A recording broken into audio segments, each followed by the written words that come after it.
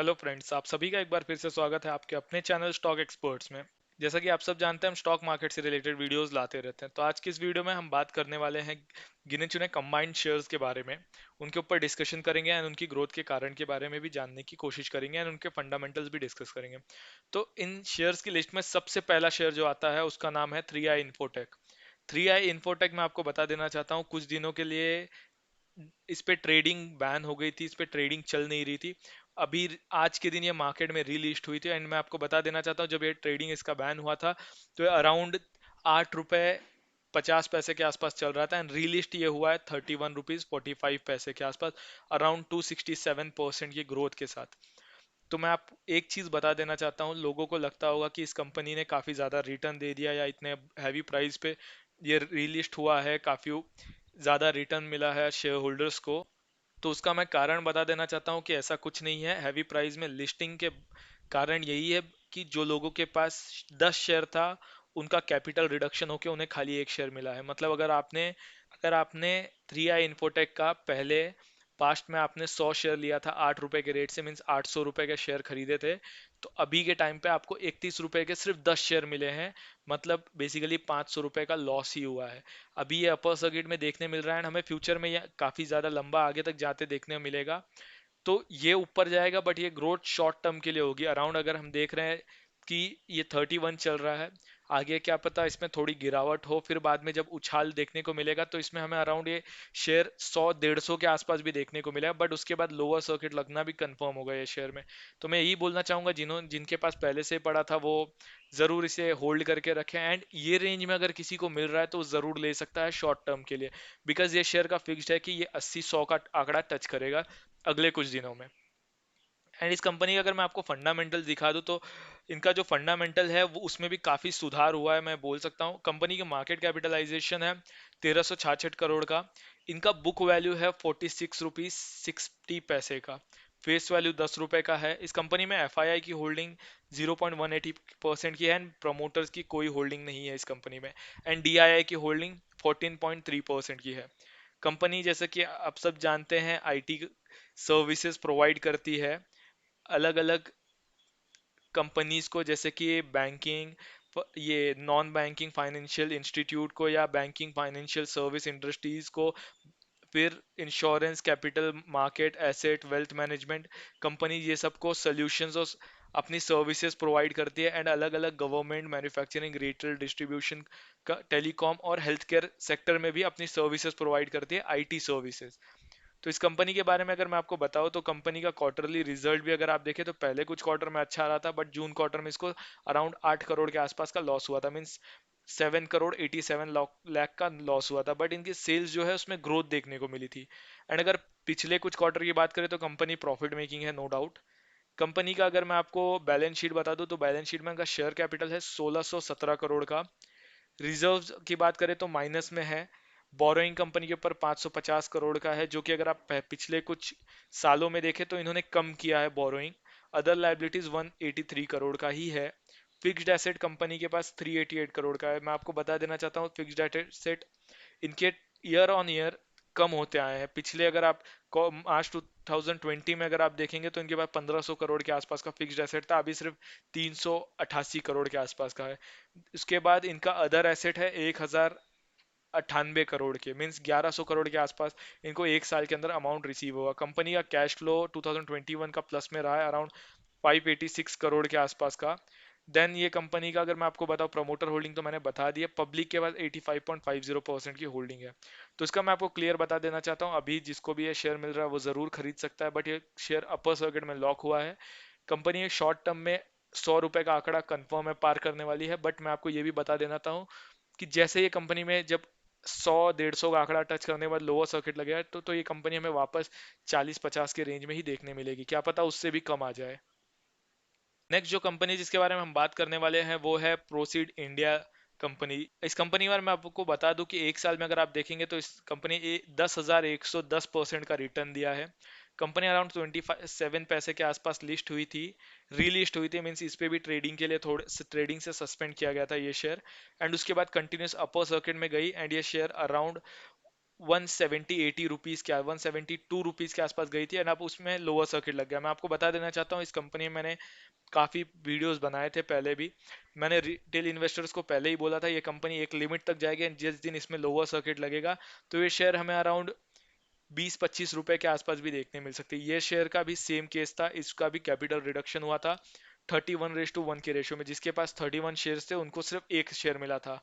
जैसे अभी मैंने आपको बताया 3i इन्फोटेक के केस में 10:1 के रेशियो में हुआ है, जिसके पास 100 शेयर है उनको 10 मिलेंगे। वैसे ही प्रोसीड इंडिया के केस में हुआ था, जिसके पास 310 शेयर्स थे उनको सिर्फ 10 शेयर मिले हैं। आप समझ सकते हैं 31:1 के रेशो में इनका कैपिटल रिडक्शन हुआ है। 31 से कम जिसके पास शेयर्स है उनको कुछ नहीं मिला है। तो ये कंपनी का अगर आप देखेंगे ये चार्ट, तो इसने ये रिटर्न नहीं दिया है। मैं इतना बोल सकता हूँ कि हाँ, ये जो 1 रुपए से लेके 50, 60, 70 का आंकड़ा, इसके बीच जिसने शेयर लिया था तो उसको रिटर्न मिला होगा, अगर उसने 170 के आसपास एग्जिट किया होगा तो। और अगर मैं आपको ये बता दूं, जिसने 170 172 के आसपास एंट्री की है, इसको अब ये आंकड़ा मैं आपको बताऊं तो अंदाजा है 40, 50, 30 रुपए तक भी देखने मिल सकता है, अगर ये कंपनी को लेके कोई अच्छी बात नहीं आती तो। अगर आपको चाहिए तो इस कंपनी में हमने डिटेल वीडियोस भी बनाए हैं, आप वो भी जाके हमारे प्लेलिस्ट में देख सकते हैं। तो आइए हम अपने अगले शेयर की तरफ बढ़ते हैं। अगला शेयर है हमारा Tata tele service Maharashtra limited. Tata tele service के रिगार्डिंग जैसे आप सब जानते ही होंगे, ये शेयर ऑलरेडी मल्टी बैगर माना जा चुका है। एक टाइम में ये 2-3 रुपए के आसपास चल रहा था, एंड ये अराउंड 58 का आंकड़ा भी टच करके आ चुका है। इस कंपनी ने रिसेंटली एक नया प्रोडक्ट लॉन्च किया था इसका। एंड उसके बाद मैं आपको बता देना चाहता हूँ, इस कंपनी ने जो प्रोडक्ट लॉन्च किया था वो था EZ क्लाउड कनेक्ट। बिजनेसेस के लिए ये इजी, फास्ट, रिलायबल और कॉस्ट इफेक्टिव था। एंड ये इसका जो था secured point two point cloud connectivity gateway था ये स्मॉल बिजनेसेस एंड ऑल के लिए।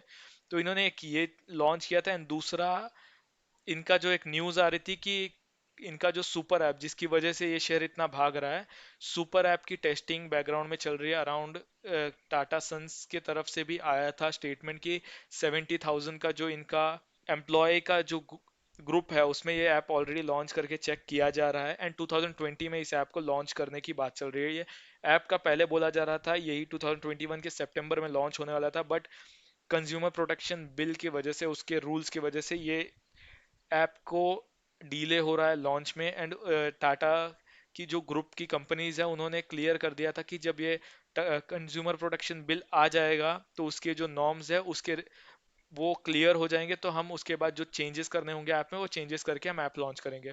इस कंपनी के रिगार्डिंग मैं आपको एक चीज़ दिखाना चाहूँगा। कंपनी के ऊपर मैंने डिटेल वीडियोस काफ़ी टाइम बनाई है, तो इनका जो फंडामेंटल्स है मैं आपसे पूरा डिस्कस नहीं करूंगा, बस एक दो चीज़ें मैं मेंशन करना चाहूँगा। कंपनी का मार्केट कैपिटलाइजेशन बढ़ के 10,000 करोड़ भी क्रॉस करके गया था। अभी जो लोअर सर्किट लगे हैं उसके बाद इसका मार्केट कैपिटलाइजेशन 9,882 करोड़ का है। कंपनी की प्रमोटर होल्डिंग 74.4% की है। प्लेज शेयर बिल्कुल नहीं है, एंड इसमें एफआईआई ने अपनी होल्डिंग बढ़ा ली है। मैं आपको बता देना चाहता हूँ एफआईआई की होल्डिंग 0.16% की आ गई है, जो कि पहले 0.01% की थी। ये सितंबर क्वार्टर की मैं बात कर रहा हूँ प्रमोटर होल्डिंग की। डीआईए के पास 0.01% की होल्डिंग है, एंड पब्लिक के पास 25.47% की होल्डिंग है। एंड मैं आपको एक चीज़ बता दूं, प्रमोटर की होल्डिंग कांस्टेंट है, इसमें एक भी शेयर प्लेज नहीं है। एंड इसमें भी ज़्यादातर शेयर टाटा ग्रुप के पास ही। ये कंपनी को फ्यूचर में मल्टी बैगर माना जा रहा है, एंड इसीलिए इसमें हमें इतनी ज़्यादा तेज़ी देखने को मिल रही है। इंस्पाइट इसका जो रिजल्ट है, क्वार्टरली रिजल्ट माइनस में आ रहा है, तो भी सितंबर क्वार्टर का इनका रिजल्ट अभी तक आया नहीं है। जैसे ही वो आएगा वो हम आप उसके लिए भी एक सेपरेट वीडियो ज़रूर बनाएंगे। तो अभी हम आपसे एक रिक्वेस्ट करना चाहेंगे कि ये वीडियो अगर आपको पसंद आती होगी तो ज़रूर इस वीडियो को लाइक करें, कमेंट करके बताएं कि आपको कैसा लगा ये वीडियो, या अगर आपको कोई क्वेरी होगी तो आप वो भी पूछ सकते हैं। एंड ये वीडियो ज़्यादा से ज़्यादा अपने फ्रेंड्स में ज़रूर शेयर करें, और अगर आप हमारे चैनल पर नए होंगे तो ज़रूर चैनल को सब्सक्राइब करें, बेल आइकन दबा दें ताकि आपको हमारे वीडियोज़ के लेटेस्ट अपडेट मिलते रहें। तो आइए अब हम चलते हैं अगले शेयर के बारे में। आज के दिन ये शेयर मैं आपको बता देना चाहता हूँ, मार्केट में इसने एक तरह से आग ही लगा दी है, क्योंकि इस कंपनी में तेजी जो इतनी देखने को मिली है, किसी ने अनुमान नहीं लगाया था। इस कंपनी में 20% की तेजी देखने को मिली है। ये कंपनी है RVNL, रेल विकास निगम लिमिटेड।